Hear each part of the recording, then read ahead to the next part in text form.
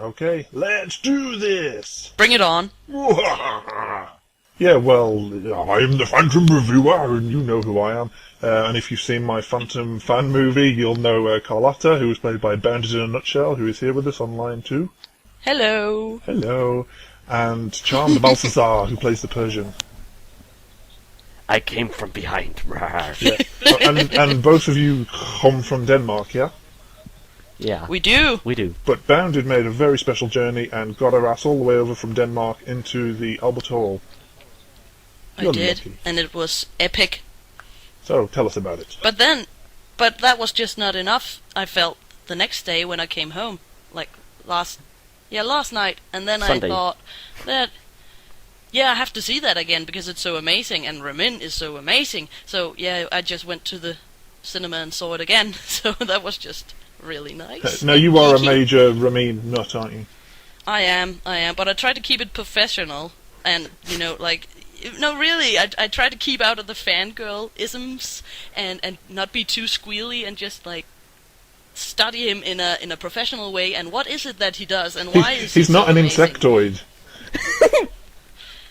Well, no, but I don't know, it's just a professional interest in acting and the style of acting. Yeah, whatever. Whatever, did you He's squeeze? really brought it to the next level, You squeezed! Yeah. So that's why you shared all those clips from Western Bears with us? I did not. Yes, you did. I did. So, what was it like being there live? You're the only one who can tell us, because me and Charmed had to watch it on a cinema screen like everybody else. Well, it was pretty extraordinary and a big fan moment. It was almost holy to sit 10 meters from Sarah Brightman singing the Phantom of the Opera title song with a backing group of 5 major Phantoms and Andrew Lloyd Webber standing right there and Cameron McIntosh standing right there, and that was just, whoa, this is surreal. But the show itself was actually a bit distracting because there's cameras everywhere, and the Albert Hall is not geared for a show of this size. They had no what's it called, cinematography. Or it's not cinematography, that's camera work.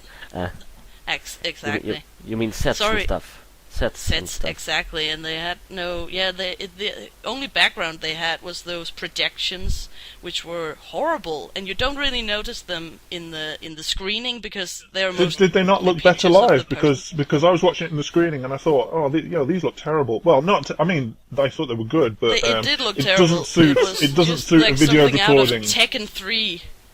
Yeah, it doesn't suit a video recording because it sort of has this strobing effect and everything, but I thought, it probably looks really neat live, but it's not coming across good on the channel. It really didn't, mostly because the graphic looked like it was from Tekken 3 or something. It was really... Who animated this? I don't think you can find a program that can actually make that bad CGI, but apparently you can. But we had Ramin in his Red Death outfit blown up to 50 feet tall. That was cool. Did you notice they changed a bit of the Red Death mask? So because usually it's just a big mask and it's just playback. He usually doesn't actually sing while wearing the mask. But they glued the mask to his face in a way and made it a bit smaller so he could sing with it live. I thought they always did that. Don't they? I thought they always did that when he's singing and there's some sort of spring effect on the jaw of the mask, so it just moves with his own jaw, so it doesn't disturb his singing. I thought they always did that. Yeah, but it was different. Here you could see his skin, his skin and stuff. The mask didn't cover the entirety of his face. Talking of masks, is it me or was that mask Ramin had way bigger than it normally is? Because it was off-putting. It had this really big, horrible nose, and either he's got a small head. I don't know. I like the mask. I like the costume and that, and the makeup especially because they took the standard makeup and made it even more detailed. Exactly. They fitted it for close-ups because it wasn't that horrible when you saw it live because it was like, is that something brown on his cheek or something? But when you get a close-up it's shot like the of it on the deformity. camera, you get really, it's my fear God, my I can face see of the silly bone. potty. I can see the brain. Yeah, that's what I thought. Exactly, there was brain coming out of his skull. It was just horrible. Yeah, and I like the fact that even when he had the mask on, they had given him some makeup so he looked older. He didn't look like he was 32. He actually looked like he was in his Yeah, he did. 40s or something. Yeah, he has those big I don't know, trouty lips as 40s. well. Especially because I went with a friend who had only seen Ramin in the press photos and stuff where he's all hunky and good looking and charming, and then when he rips the mask off and shoots, he looks horrible. Yeah, that's the point. Not such a hunk anymore, is he? What were your highlights? What were the highlights for you guys? That's tough to choose, isn't it? Was I thought probably- overall the casting of everyone was really, really good. Probably the best one I've seen. Sorry.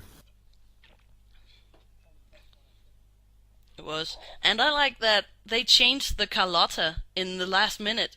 As in the program, it says another woman should have played Carlotta, but so the one that was on, she was brought in at the last moment, and she was way better. She was freaking awesome. Like she's big and juicy. I guess you. I loved it. Yeah. I didn't. I know well, I did. I didn't like. I but- loved her. She was yeah, awesome. she was awesome. She was so but fun. I was a bit disturbed during when she changed her dress on stage. I didn't want to see that. Yeah. That was more than I wanted to see. Well, there you go. It wasn't that much. It was only Yeah, but it was some shoulders. it was the idea that I mean, in my mind, Carlotta was born with clothes on. Oh well. Um, I just like that they kept all the costumes yeah. on this, even though they had none of the magnificent sets or anything. They still kept all the costumes well, on. I liked the pipe organ. Yeah, it was nice. And that there were, I think it was 3 times as many parts of the choir as there usually are. Yeah, but a lot of the people in the ensemble were people who had played leads in Phantom, like one. It says in the program that the auctioneer in the start, that was Earl Carpenter. Yes, it was, and Simon Bailey was in the ensemble too. And, No way! And Rachel I didn't Barrell. see him. He was in, and Rachel Barrell and Tabitha Webb and what's the other girl who played Christine in Love Not Eyes too? Oh. Celia Graham. Yeah, She was in there too. cool. Who were the 5 phantoms at the end? Because I'm not really all that into that kind of thing. John Owen Jones was was one of the ones with really powerful voice. Did he have the Yeah, bald was head? he the awesome guy? Like the one with the blonde hair and the perfect falsetto? Yeah, and the one who had a really light voice was a Swedish one, something name. I don't remember his name. I am sitting here with the program and looking it up right now. Peter Jöback. Yeah, Peter Jöback. Yeah, he was the Swedish one. He was the Right. one with the least good voice of those, I think. Yeah, he sounded weird compared to the others because he had such a light, Yeah, and the others slightly the others nasal had big voice. booming voices. Yeah, it was a bit weird. And there, John Owen Jones. The only person I thought was maybe a bit miscast was have you ever seen Calamity Jane? No. Nope. Oh, okay. Well, you won't know why I'm talking about them.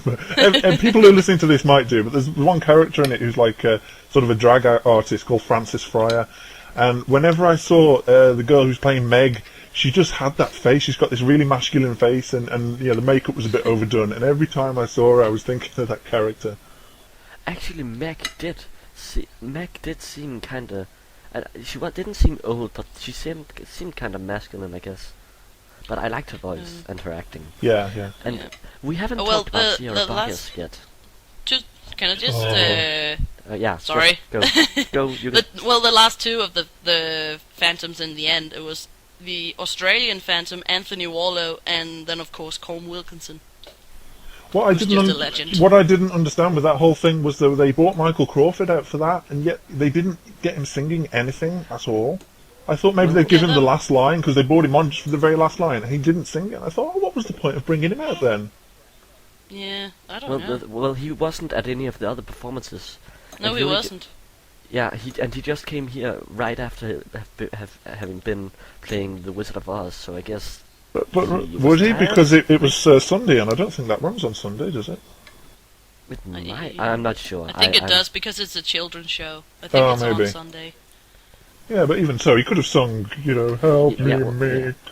He could have sung the last line. That would have been the ultimate fanboy girl Indeed. fan moment. Like, I started this and now I finished this. Yeah.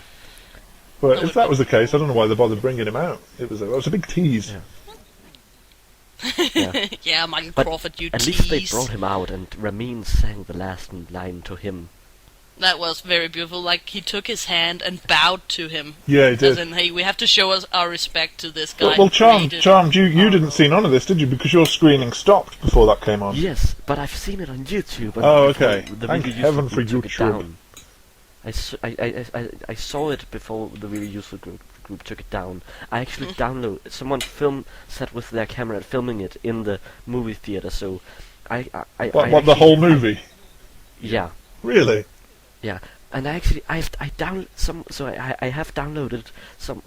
I managed to download one clip from YouTube with the last scene, the final last scene, where Christine comes back to him and kisses his hand, and he then goes, "It's over now, the music of the night," and so on. So He I didn't got sing it like that. So he sung it. I little sung bit it better. slightly better than him, obviously. Yeah, Charm, why didn't you do it as Ramin would have done it? Come on, Yeah. bring it on. Kind of because there are people in this house. I don't want to I disturb. get you. Fair enough. Oh, Ramin, can we get to the point where we say how incredible he was, and all his handshaking and the crazy eyes and his Okay. the phrasing of his. The one part I really loved was in Stranger Than You Dreamt It, because normally, like, that time, the Phantom's really pussy-whipped and everything and just sort of sobbing on the floor, but Ramin was really badass with it. He was gonna kill her, And he was crawling right towards us where we were sitting in the audience, and we were just like scared because he was looking like his line of sight were right at us. Don't kill us, please. No, you were like, just keep I on also- calming, I keep liked on his calming. in what scene is that? The All I Ask If You reprise. Yeah. Where you see him, his reaction. He hears Christine and Raoul singing All I Ask of You, and then he holds his ears and Yeah. starts crying, and then he just changes totally his mood to, "You will curse the day you did not do," and I'm not gonna sing that. Come on, The pi- do it. the No. point is, But he's yeah, that awesome. change was just incredible. Plus, they changed the light to red right when it happened, so it's really now it's on. I will curse you all. But can I tell you the one thing that really stood out for that, what annoyed me, is where he was stood on the webcast I saw anyway. The conductor was right behind him, so there was the Phantom on top of Apollo's lyre, and he's got a little conductor with him waving his arms around. That took me out the moment. I actually didn't notice the conductor because my attention was so focused on Ramin's performance. So yeah. Ramin. You're getting as Ramin. bad as Bandit. Yeah. Oh, Bandit, Yeah. I've got one question that I have to ask. On the performance you saw, because you went the night before, did the freaking chandelier fall, or did it just fizzle like it did in the one we saw? No, it didn't fall, and that is because they used the chandelier that is That's because they always used in the Royal Albert they Hall, and used of course the they real can't crash chandelier that. that was there. But that sucks. Instead- Like, that's a They permanent could've- chandelier, and they that's why could've- they can't do anything but raise it a bit up and down, and Andrew then Lloyd of course Webber make can it afford explode. to smash it and buy a new one every damn night. Because the poster for the webcast and everything, it had a picture of a flaming chandelier falling down, and I feel cheated that didn't happen. Yeah, but on the other hand, that the fall of the chandelier doesn't scare anyone anymore because we know that it's going to happen. If it was But that on the other hand, chandelier, if it was still the And Albert at this Hall performance, chandelier, they it would made scare me. the whole roof of the over the audience explode in light and sound, and we were just that actually freaked people out. We were really startled by it, so it actually worked It didn't in work the way in it should have, but it didn't work in on the screen, cinemas. of course. It And- doesn't and look people as who got- good. People who doesn't know that the chandelier is supposed to fall would be confused. There was a few in my cinema who were a bit confused. Yeah, well, especially Really? as a lot of the lyrics in Act 2 make reference to how it was destroyed, but it Yeah. didn't, it just sort of fizzled. I thought maybe it was a technical glitch and it was supposed to fall.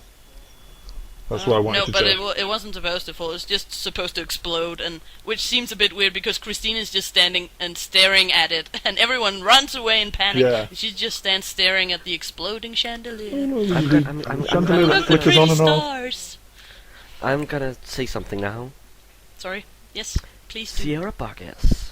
Oh, Oh my god. She was so intense. Yeah. Whoa. The way she looked at him in Music of the Night, she was really... She And whoa. also, there are three important things for Christine. One, they have to be able to sing, they have to be able to act, and they have to look dashing. She did all of those three, and I can't complain about anything she did. And I actually thought she looked younger than in Love Never Dies. I was because in Young Never Dies, she does look about the correct age, and I thought, well, she's going to look a bit old for Christine, but she looked younger. They did some Max Factor stuff on her. Love Never Dies, her hair is always up in sort of fancy, like, I don't know. Here her hair's down, and I guess that looks younger, I think. Yeah, and also I guess they did a bit of makeup on her to make her look younger. Well, because she really had that innocent I think look. she's 27 or 25 or something. She isn't that old, actually. And was Madame Giry one of the ones from Love Never Dies? Because she looked very familiar. Yeah, she was the one from Love Never Dies. She was actually really good. Yeah. And she didn't have that I didn't stupid like her accent. in Love Never Dies with that German accent or whatever she's trying to do, but here she From it actually Luca! worked. Exactly, it's like, I'm a Shishin! A what? And of course, Hadley Fraser as Raoul. Yeah, he was good. And especially because he wasn't a fub. Did you notice how, after he had been released from the Phantom, Christine had to hold him back so he didn't run over to start trying to beat the Phantom up in the final there. Yeah, he was a really steadfast Raoul who actually took charge and said, "Okay, we're gonna catch this bastard," and not just follow her and also, around. Before All I Ask of You starts, when Christine breaks down and starts crying, he's so down to earth, but not in a puppy dog way. He's like, we can do this and stuff. And he's like, we can do this. I can take care of this. He was just a lot of in control, I think, but there was a lot of scowling going on. Like, that was all he was doing, is scowling at everyone. Hey, did you guys notice any changes from the musical or anything? Because I haven't seen the musical live for a long time. Was there any sort of lyrical or story changes? There was one in the I noticed one in the beginning. You know how they start out in the Hannibal, and the managers come in, and then they watch the continued performance, and they look, that's an exceptional beauty. Who is she? And then that's Mick Giry, and then who's that? Oh, that's Christine Daae. I liked that they didn't do that because it felt so contrived. Instead, they just had when they said Christine Daae can sing it, sir, they went over to her and they asked her, "Are you related to the Swedish violinist?" And then Christine said, "Yes, he was my father." I liked that. Yeah, because now we finally make sure that everyone hears that, and it's kind of important that she's the father of a famous violinist. First of all, because usually there's a lot of music, so you can't hear it, and I just like the fact that it's not just randomly. They only notice Meg and Christine among all the dancers. And one thing I noticed as well, I don't know if it's always been in the musical, but I just never noticed it, maybe because it wasn't in the 2004 version, but when Madame Giry is explaining Eric's backstory, she talks about how he made the Maze of Mirrors for the Shah of Persia or whatever, and I didn't think the Persian backstory was in the musical. The background story, the musical has always had the background story right. It's just the movie took it out. Damn you, Joel Schumacher. The movie changed it to the Phantom being a kid and have her save him. I like it better. I really like how in the musical she says something like, "The world forgot him, but I never could, because in this darkness I've seen him again." That the Phantom's this man. But I mean, I thought, because this is the 25th anniversary, I thought maybe Andrew Lloyd Webber might sort of go all George Lucas on us and try and make it backwardly compatible and put things like from Love Never Dies in it. Yeah, I'm glad he didn't do that. By the way, did you guys see the trailer for the Love Never Dies movie or whatever it is? It's not a movie, but it says that's coming out on the cinemas. Yeah. But I was sort of half expecting Andrew Lloyd Webber to have like Raoul carrying a flask of whiskey around, or maybe there's a little scene with Meg sort of turning to prostitution to help with her ballet career. I'm glad they didn't do anything like that. Any George Lucas prequel stuff. Yeah. In their arms, in their laps, in their beds. Baby, my poor little baby. Shh! Don't do that, dude. Yeah, I'm sorry. We were having such a good time while you're ruining it with that. Sorry. But I saw the trailer for Love Never Dies, and it did say that this Australian production or whatever, as well as coming on Blu-ray and DVD, is coming to cinemas. So that's pretty cool. Oh. Yeah, Oh. I'm just really. It would have been perfect to have Ramin and Sierra and just have the cast who did this performance do Love No Dice, so we could have continuity. That's what I between thought the they'd. two. I mean, has it definitely been confirmed that is not happening? Because I would have thought that would make sense. They have filmed it in Australia with the two people, Amanda O'Byrne and whatever his name is. I know it was being filmed late September, so I assume it has happened now. But I know the trailer that they showed that was filmed and came out long before the official recording. So I thought maybe they'd bring Ramin in just for that. Yeah, but they have. Yeah. But they have recorded it. There's a video on YouTube of Andrew Lloyd Webber visiting it when they recorded. Oh, okay. And it is the Australian cast doing it. That's a shame. But we do get midgets in it. We get real midgets. Cool. Yay! Yeah, but more importantly, my problem has always been the original cast recording of the Phantom of the Opera always seems a bit, I don't know, lackluster. It's like they didn't really get all the emotion right in it and stuff. And the 2004. Well, I don't have to talk about that. It's Just about epically failed. Yeah. But it had a great orchestra, however. This is finally we're going to get a proper CD recording. A proper recording with a proper cast of the Phantom of the Opera. Yeah, a real cast. Yay! Gerard Butler, take note. Yeah. Oh, towards the end as well, when they were bringing all the Phantoms out, we had the 5 Phantoms, I was half expecting them to say, "And ladies and gentlemen, please welcome Gerard Butler!" No! No. Oh god, that would be horrible. Yeah. Or, ladies and Because you gentlemen, just please have welcome these legends and Antonio you have Paul Williams Banderas! and you've got yeah, exactly. It's just, whoa. You are very misplaced. That would be like bringing in Nick Jonas. Mm-hmm. It's like, here's Joe Butler giving his solo. No. Oh, It was pretty cool that they brought out Singing they Learn to brought Be Sarah Lonely. Brightman out of retirement to stare at us, staring into space. Yeah, that I looks like that. I scary didn't from see what I that see. coming. I thought that was only when you made fun of her that you did the whole staring eyes and the floating hands and everything. But she actually does that. She That totally is how does, she yeah. sings. Or maybe it's because she tries to act. I don't know. I think but it's she was because she's acting. trying to act. She was really like that. She looked like she was trying to fly away, and I liked it. That's what she does. Michael, Fly away, Sarah Brightman. Oh, It was and good. we have to talk about- I think it was cute that Andrew Lloyd Webber introduced her as his angel of music. That was okay because they're not very good friends, are they? No, they're really good friends still. They are. It's just And because I think Andrew Lloyd Webber, actually, whenever he gets the chance in an interview, he disses her horribly, like almost he calls her a doesn't. bitch. He really, really hates on her, and here he was doesn't. He actually always really sweet compliments to her. her. So that was very nice. And Sarah Brightman said in an interview on the Jonathan Ross show, she accidentally started talking about how much she loved Andrew Lloyd Webber's third leg.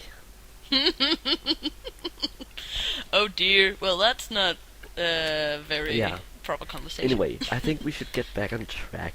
Yeah, sorry. I just thought of two things that actually became not better than the original show, but it was a nice addition having it in the Royal Albert Hall. First of all, that when Christine turns around after Think of Me and bows to her audience, where normally you see the conductor and we're just, oh, now we're backstage, that's cool. Now they actually projected a live recording of the audience onto the big screens on the back of the stage. I know, So that we was were actually totally looking awesome. At ourselves. And when I That was was watching it, actually I could pretty see cool. some idiots who, like, some latecomers who missed the beginning, sort of wandering, trying to find their seats, and they're like looking at the screen like, duh.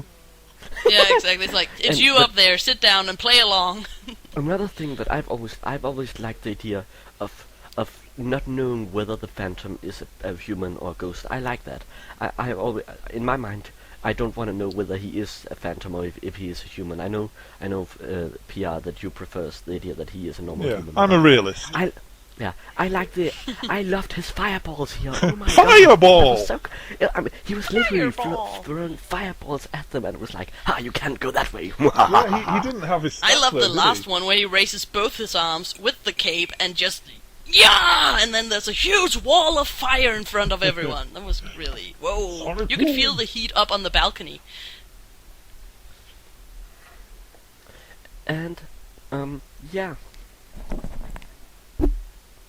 there was something else. Yeah. Something important. Something important? Yes. Something very Why important. wasn't the doll Christine there? Because the sex doll has always been weird, and I'm glad it wasn't there. Yeah, but it's just, why does he faint at the end of Music of the Night?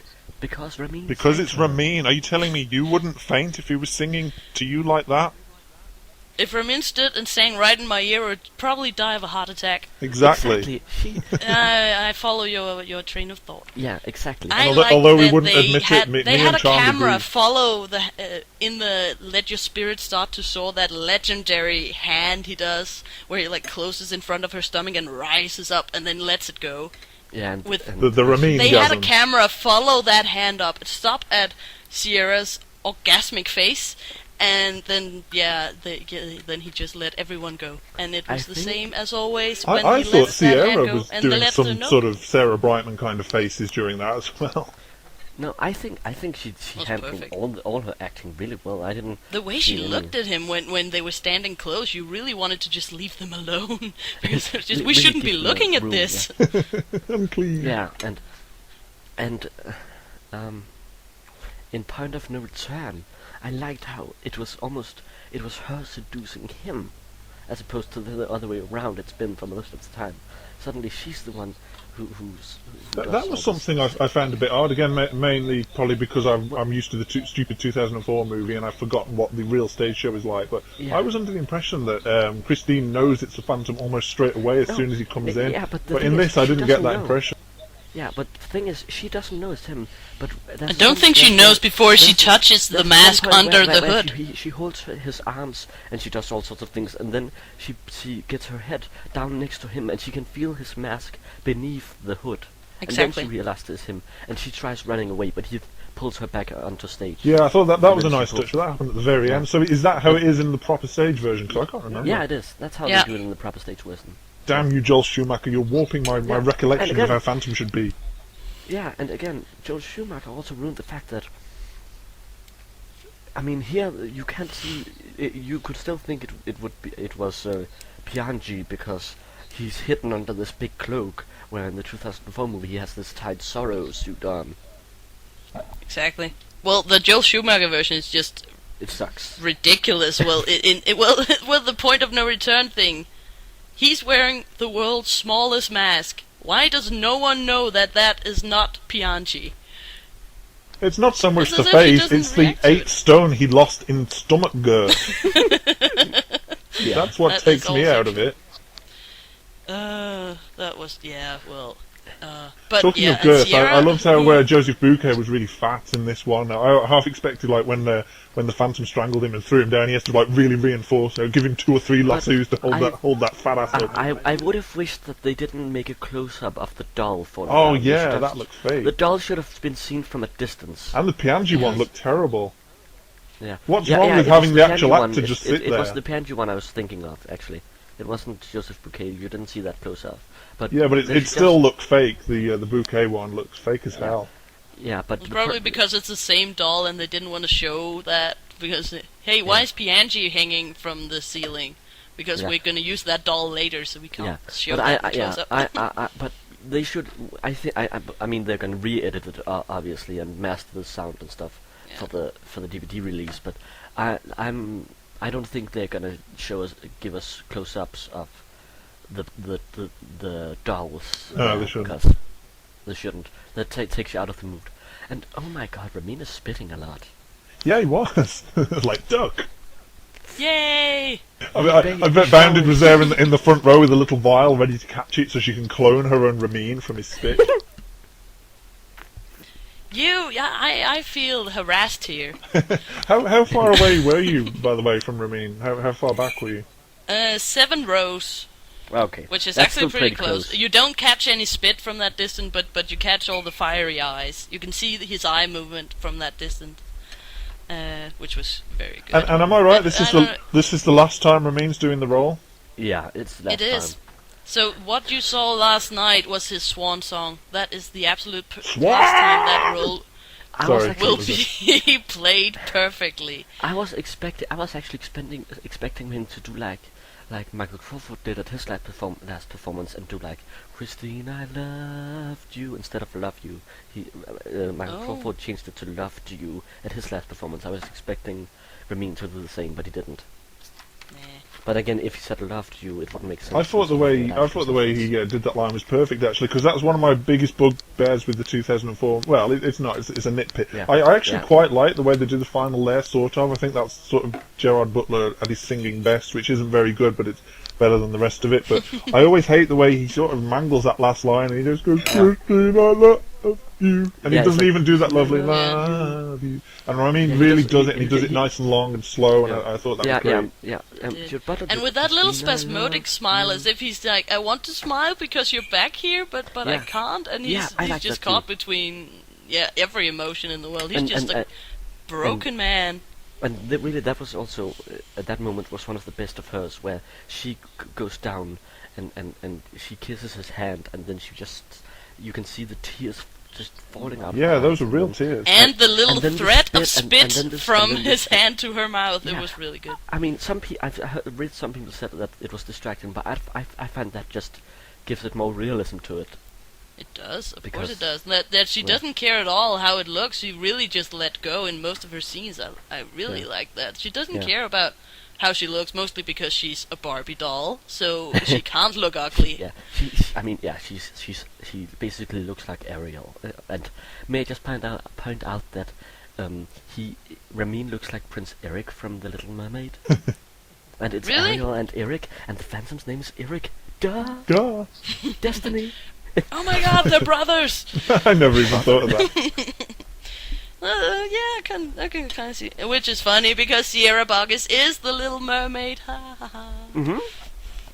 Just for the benefit of any of our UK listeners, there was a little trailer at the beginning as well that says the Phantom's going on tour in the UK in March 2012. Yeah, that's right. So I was sort of hoping Ramin would be in it, but obviously if that's his last performance, he won't be doing that. But you know, we haven't had a UK tour for maybe 15 years or so that's cool. If Jonathan Jones would do it. Yeah. If you want to catch the epicness of Ramin Karimloo, you have to go to one of his tour concerts. Ramin Karimloo. Ramin. Never mind. How can you be his number one fan and not gonna... Karimloo. Ramin Karimloo. I just pronounce it the way he himself pronounces it. No, you don't. Yes, I do. But that's because he pronounces it in a like... I guess he pronounces it in the proper Iranian way, but whatever. He's just a person. No, Ramin's wrong. He doesn't know how to pronounce his own name. Yeah, We've got it right, and he has obviously got it wrong. Yeah, of course, yeah. I get that. Ramin. So, really? I was I'm beginning to have abstinence. I have to watch him again, because I'm starting to shake because I can't see him every day. I'll send you the clip I downloaded of him singing the last line. Thank you. I can send it to you too, PR, but it's not super high quality because it's someone filming with their camera at the screen, but still. Well, we haven't got to wait long for the DVD and Blu-ray anyway. It's only next month, isn't it? November the 14th, something like that. Yeah. I need it the day it comes out. Yeah, me too. You need it before. Really, a whole month without my fix, I am going to get crazy. Ramin, one thing. No matter what people think of Love Night Eyes, I don't think Ramin and Sierra would have been able to give so good performances with so much emotion between them if they hadn't done that together prior. That's it. I absolutely concur. Because in Love Never Dies they got that whole erotic. The chemistry between them was perfect, and that's because they've worked together before and are so good friends. So yeah, I think I have said everything I need to say, and if I need to say any more, I'm gonna annoy you guys afterwards. Yeah. I just really liked it. It was good. It was. I'd say it was perfectly cast. It was reasonably well filmed for a live event. I'm sure they're going to tidy it up later. And it was good. We finally got a decent. I mean, I probably would have preferred it to be recorded more like how they did the Cats and the Jesus Christ Superstar one, maybe. I mean, well, ideally with a live audience, but actually in Her Majesty's Theatre using the proper sets. But at least it wasn't another concert, which is what I was expecting. When I went in there and the screens came on, I thought, oh, there's no set. Oh, it's going to be a stupid concert, and they didn't tell us it was a concert. But I was actually quite pleased, when they did the stuff with the screens and stuff. I mean, I personally thought the stuff with the screens was quite neat. it was just a bit off-putting when they were doing the close-ups and the screens were strobing. And at one point during Lloyd Webber's speech, one of them just went off and it went like "Ba-doing!" and all the it was like that was quite funny. Imagine if that had happened during a pivotal scene, because you can't do anything about it when that happened.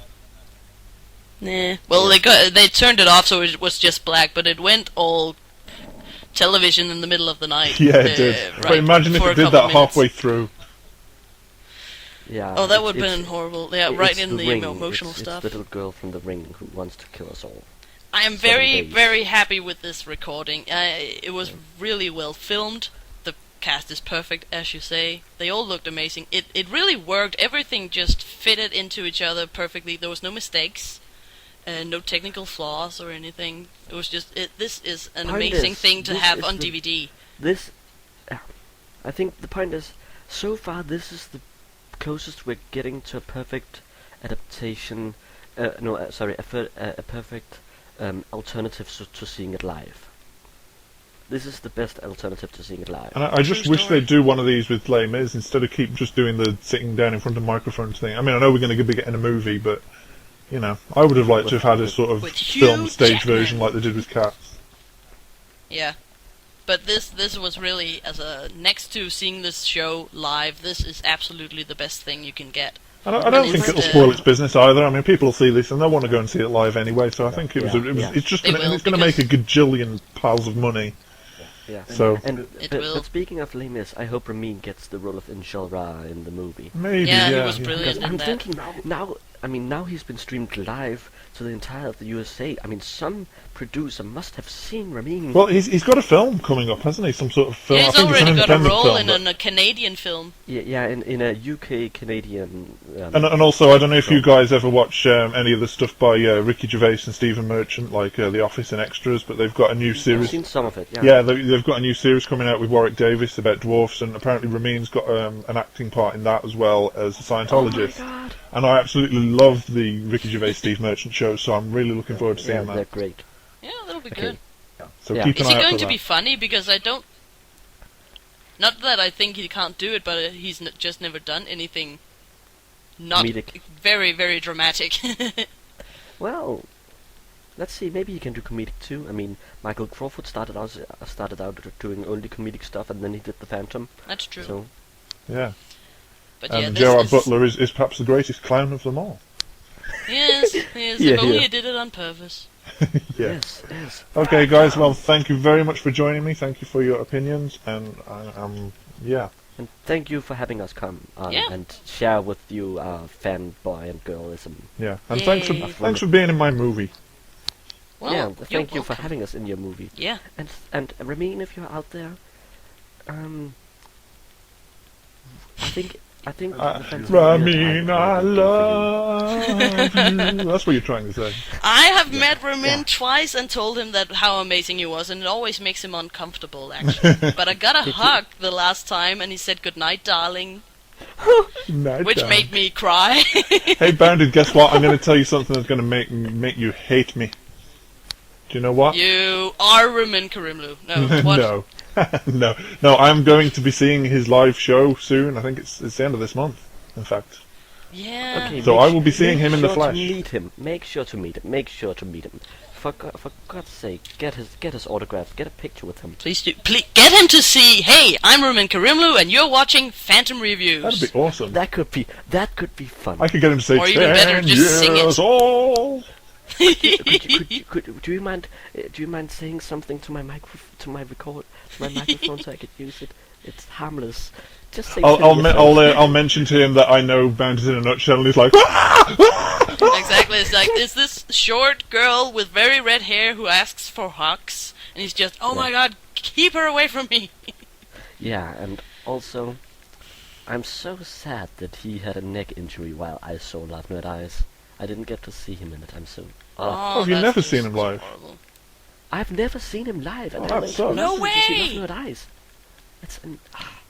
You have to. That's. And you'll never get a chance to see him again. Just pour energy into your very soul, and you feel kind of used after that. Don't ruin my life.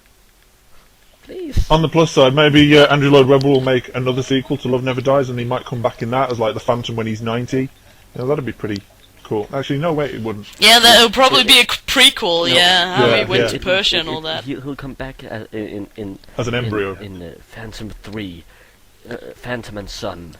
Yeah. Yeah, exactly. The way they ended Love Never Dies sort of stated that there's gonna be 3 of these, the son of the Phantom, and then how he grows up and can't fit in anywhere. What's gonna happen is that Gustav is gonna move to Paris, to London, and then he's gonna become a violinist, and then someone throws acid at him, and it's basically just gonna be the old Claude Rains. Claude Rains movie, yeah. And every then it third just or turns fourth into word Claude he says Rains, is beautiful.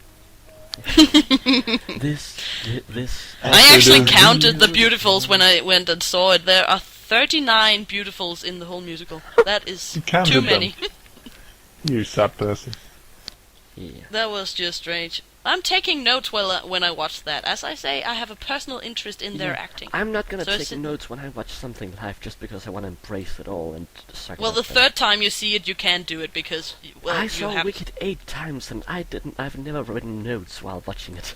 That's because they don't have extraordinary acting as Ramin Karimloo. Don't test me.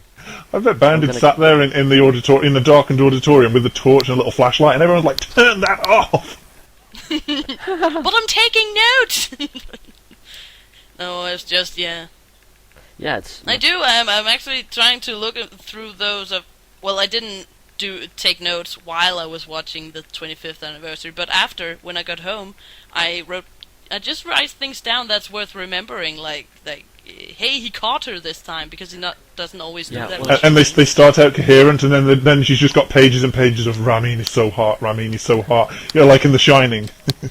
I feel very harassed in this conversation. I'm that's sorry. because It's because you're the only lady. No, it's fine. You can't be a fan of someone who's good looking without being basically.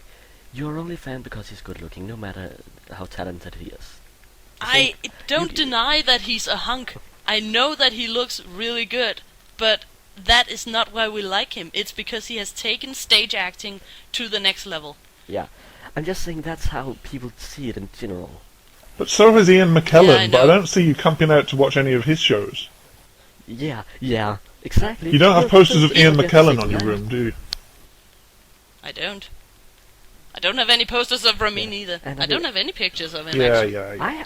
I have Ramin in my room. I also have Gina Black, but but that's because I have a Phantom calendar with Ramin on it, and Yeah. Gina and stuff.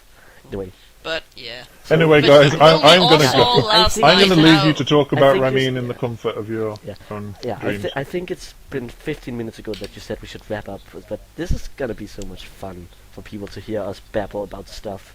You might as well use all. No one's going to Yeah, want to not listen at to all. it. Everyone will have turned off like 40 minutes ago, but never mind. We enjoyed our fun. Yeah, Bye for Yeah. now. Sorry. and the real fans will have listened all the way through. But to stop this, I'm gonna say CharmedBalthazar signing off. Alright. Well, Bounded in a nutshell, aka Ramin Nut, signing off. And I'm the Phantom Reviewer. Thank you for listening. Bye for now. Oh, wait. I've got one last thing I want us to do. You know, at the end of Music of the Night and in my Phantom dubs, me and Biscuits tried to hold that long note. Should Oh, we no. Should we have a note holding competition and see who wins? Help me make the The music of the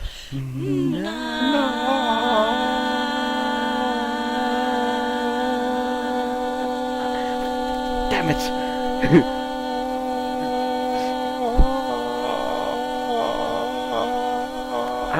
I'm not sure how much of that was holding the note. I won, yay! Sorry. Okay, guys, see you later. I'll go stalk Ramin online then. Bye for now. Bye for now.